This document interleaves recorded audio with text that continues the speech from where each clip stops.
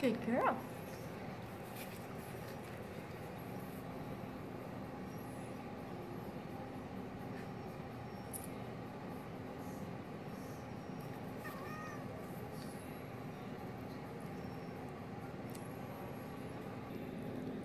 Good girl.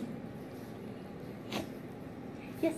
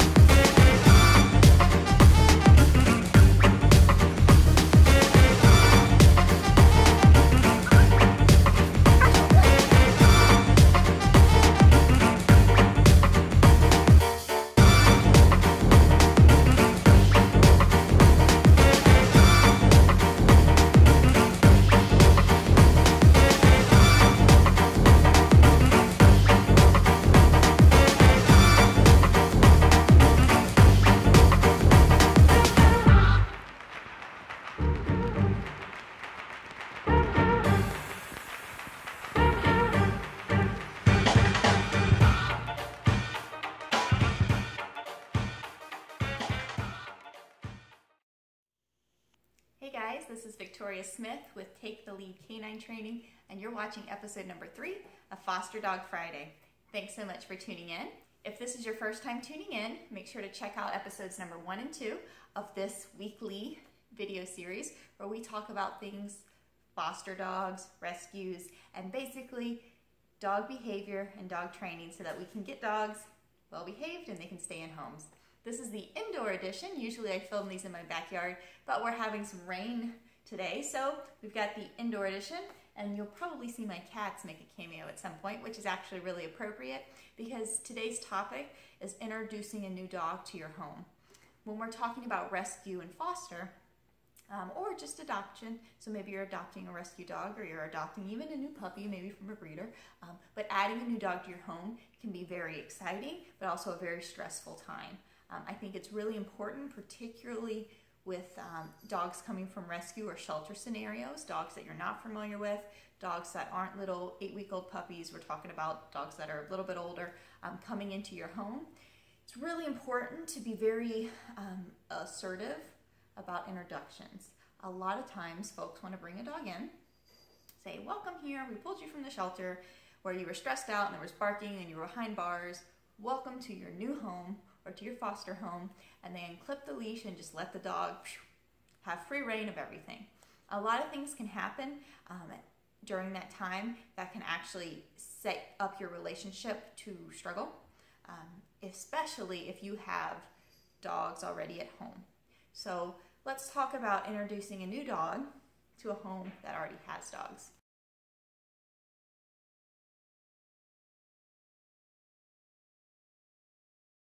I want you to think for a minute that we're talking about a dog who's been in a shelter, or potentially in rescue, but typically whether they've been pulled by a rescue and have been in a foster home or they've been in a shelter, more than likely they've had a lot of contact with other dogs.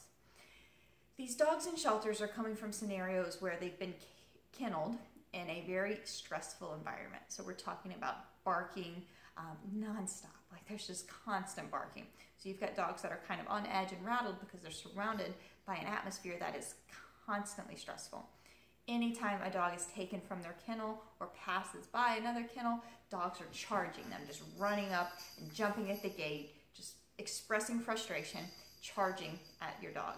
Maybe this isn't a dog that's in a shelter. Maybe this is a dog that's in a rescue group and he goes to adoption events, or he's in a foster home that has a lot of dogs. Dogs are passing by and you've just got agitated dogs charging crates, charging gates, and just expressing frustration. If you can imagine bringing that stressed out dog into your home that came from a shelter that's got, you know, that nonstop agitated barking scenario, and you bring them into your home and you say, hey, we've got two options here. I can bring this dog in, kind of show it to its space, its private space, and let it adjust, or I can bring it in and say like, hey, it's time to meet my dogs. More than likely, now, the first day at the house is not a good time to introduce to your dogs.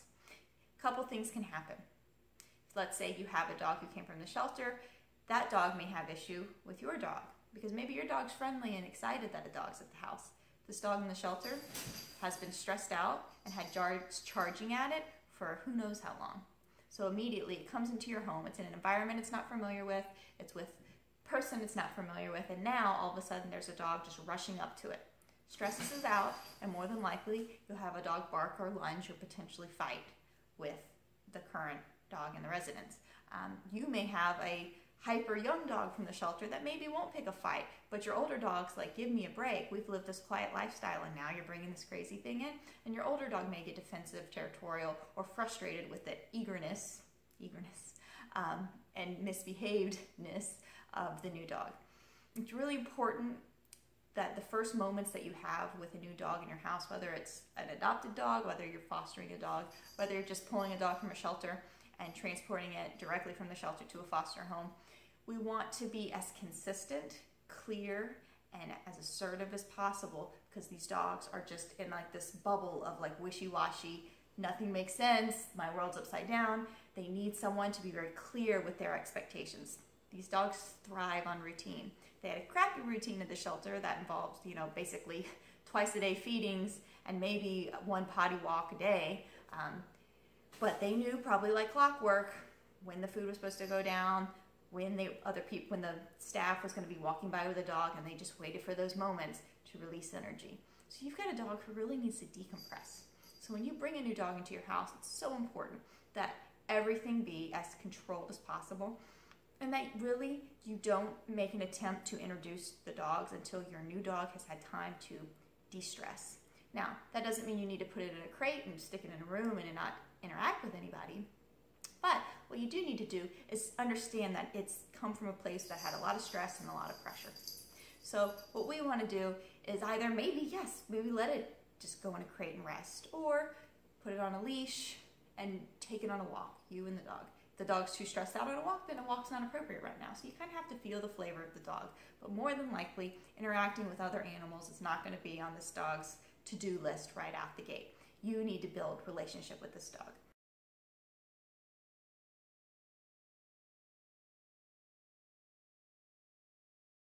Now, when I talk about building relationship, that doesn't mean that you need to hug and kiss and coddle this dog and have it on the furniture and sleeping in your bed. You don't need to do that either. Again, this dog came from a shelter life, and all of a sudden doing that is going to, again, send life just upside down. It's not used to having people that close in its personal space, and it's certainly not used to that kind of environment. It doesn't know what to do. What this dog is really familiar with, honestly, is being in a crate. And so even though it was people might be confused because they're like, well, this dog has been behind bars. I never want to put it behind bars again. Yes, we need to exercise and we need to do things with it and make sure that its needs are getting met and it's not just sitting in a cage all day long. But of everything that is unfamiliar to this dog, the one thing that is going to be familiar, and again, remember, dogs thrive consistency. The one thing that's going to be familiar is that crate. At the end of the day, letting this dog go and decompress in its crate, even if it's in a family room area where there's a lot of traffic of people walking by, letting it go and just relax in a situation that it's pretty familiar with is going to give it some normalcy, because it isn't familiar with anything else. It's not familiar with your home, it's not familiar with the animals around, it's not familiar with your kids. Being in a crate is probably one of the only things that seem rather normal to this dog, and that is appreciated by the dog. These guys thrive on consistency, and I will say that over and over. Consistency and routine, they thrive on it. So now let's talk about your current pets. I mentioned a little bit what it would be like if you brought home a rambunctious dog and it went and pushed the buttons of your current dog. You've got to remember too, these dogs have been in shelters, and so they just act on every impulse. They bark whenever they hear a sound, they jump on the gate whenever they want to. There's no impulse control practice. They drag the staff around, they gobble up their food when the bowl slides in. There's no waiting. They're just restrained. They're just cooped up in a little bundle of energy box. So let's say you have other dogs or cats or kids at home, you bring this dog in and it's going to act impulsively, immediately. And that impulsiveness may be in an aggressive way, a defensive way, because it's used to being agitated and jumped on by other dogs and charged by other dogs. Or it could be in a hyper excited, playful way and jump on your kids and knock them over, or tackle your other dog, or chase your cats around the house. It's a big mistake to take these dogs home and clip the leash and say, welcome. They really need to be guided on a leash through your home. They shouldn't be given free reign of your house, because you don't know what they're going to do, and more than likely they're going to act impulsively, whether it's in a playful or in a more like defensive, aggressive way. They are used to acting impulsively. Impulsive anxiety, aggression, excitability, jumping, hyperness, all that stuff, it all roots to poor impulse control, and these dogs have not practiced any impulse control in a long time. So just keep that in mind, especially if you have other animals in your home. I mean, geez, if you've got nice things in your home that you don't want broken, it would be good to like show some guidance to these dogs and not just let them run amok and knock your flat screen TV over and jump all over your couch and pee all over the place. These dogs have been like peeing in runs and stuff. So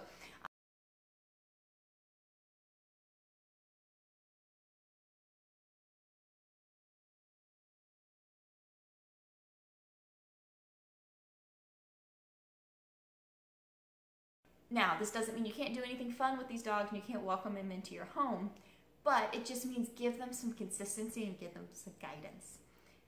Your current dog or current fosters or your current resident cat, right? Come here. The cat may not even like having a new dog in the house. So you've got to remember, you have an obligation to your current animals too, to make them feel safe and feel like there's control in the environment. For them to feel comfortable with this new creature coming in, this troubled creature coming in that's all hyped up and stressed out, your current animals need to know that you've got control. So the one thing that makes all dogs and all animals happy is knowing that someone has some control over the chaos that we live in. The amount of time it might take for a dog to decompress to the point where it's like, okay, let's let him intermingle, differs by dogs. I really think a dog probably needs a week at least to really rest and sleep in the quietness of your home and just get used to you and your routine before you start really mixing feathers with the other animals in the house. The best way when you are ready to do that is by taking a walk together, not unleashing the dogs and just setting them free. But when I say take a walk together, that means that your current dog or fosters or whoever need to be well behaved on the leash and not pulling into this dog's space during that 7-day or 2-week period that you've had this new dog. You've been working with it so that it's walking nice on a leash too. Again, all the dogs feel better when they see the other animals under control. So a pulling, barking, jumping dog is going to stress out the other party. So we want to make sure our dogs are well behaved on a leash. Then we can start talking about having them calm in the house. I'm going to give you a formula that works really great for myself and other dog trainers that do board and train programs, because we can have multiple dogs in the same house, in the same room, that don't know each other and have never spent time together. The kitties are fighting.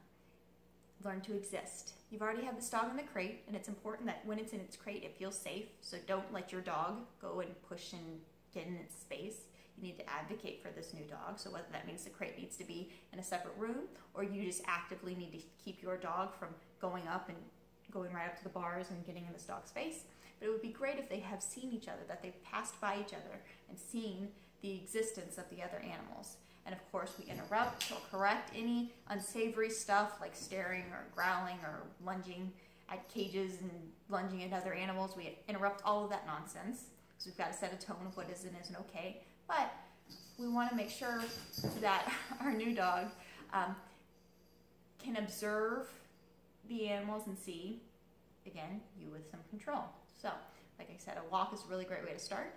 And then when you want to get into the house, place command is excellent for teaching dogs how to exist together without necessarily interacting together.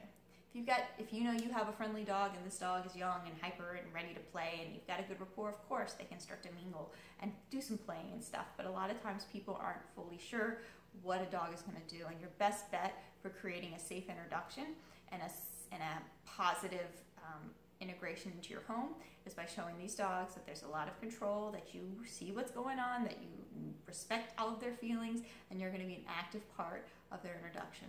The advice to let the dogs work it out themselves is probably the most terrifying thing I could think of, because you're trusting that this new stressed out dog and that your current dog that is probably stressed out that there's a dog here are going to make good choices.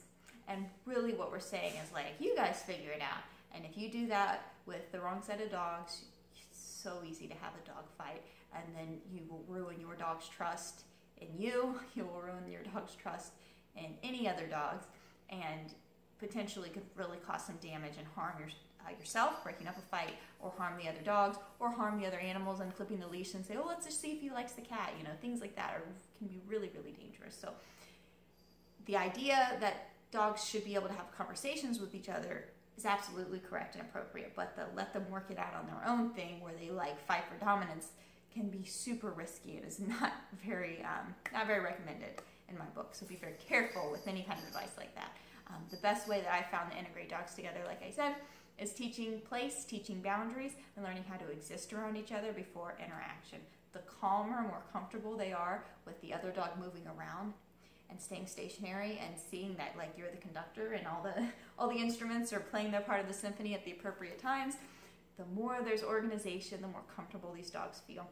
And as I said before, there's a reason that dog trainers can have multiple dogs working together, is because there's a lot of order. And I give that maestro or conductor analogy, but they learn when they're supposed to go, they learn their boundary, they learn their part, and it create something beautiful because there's a lot of harmony and in sync motion together. And it's not meant to be like, ooh, you know, fancy stuff, but the more predictable things are and the more control you have over the environment, the more comfortable yourself and all the other animals will be. So my advice, let the dog relax, decompress, build some relationship, let it observe your animals, but don't do introductions until you've got a really good repertoire going on with this new dog. Your current dogs are in a better space mentally too, that they're not pushy and shovey and showing jealousy and barking at this new dog, that you've got individually very tuned in and calm dogs, and then start to integrate them together through calm, structured walks and place command in the house. All right, guys, I hope that helps. Have fun helping other dogs. It's amazing that you do it. This is not just for foster dogs. This is like adopting a dog. This is bringing home a new puppy again. Like, integrating animals together, you've got to be really careful with it because you're bringing new dogs into territory. So I wish you guys the best. Have fun helping dogs. Keep everybody calm. Keep everybody safe. Feel comfortable with what's going on. If you feel bad about something, the dogs do too. Be smart. And just let these guys decompress and build some relationship, build some trust.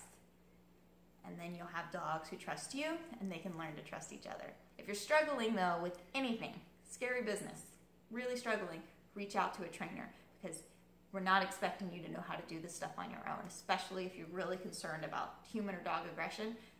That's something to really talk to a trainer about because it can be very dangerous. All right, guys, I think we'll wrap that up. We had no kitties show up.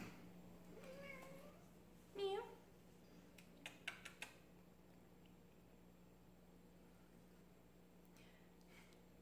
All right, guys, thanks for tuning in. I hope that this helps. If you have any questions about anything, please let me know. Post a question in the comments. I'm happy to help. I think it's amazing that you guys are helping dogs and that you're wanting to extend your family to dogs. But just keep everybody safe, keep everybody comfortable, and you'll be good to go. All right, guys, have a great day. From myself and Cindy Sarah, we'll see you next time. Bye.